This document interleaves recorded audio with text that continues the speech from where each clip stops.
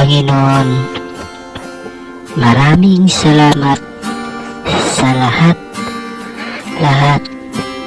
at sa mga biyayang ipinagkaloob mo sa akin.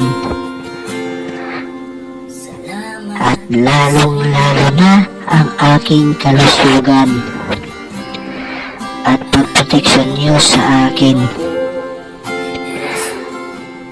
at sa aking mga biyahe sa araw-araw patungo sa aking trabaho. Maraming salamat po sa inyong mga ipinagkaloob sa akin na kalusugan, at yun ay pinaka-importanting manatili sa aking pangangatawan upang makapagtrabaho ako ng maayos sa araw-araw.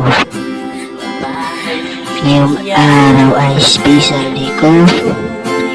Ngayong araw ay madagdagan na naman ang aking taon. Ngayong araw ay birthday ko.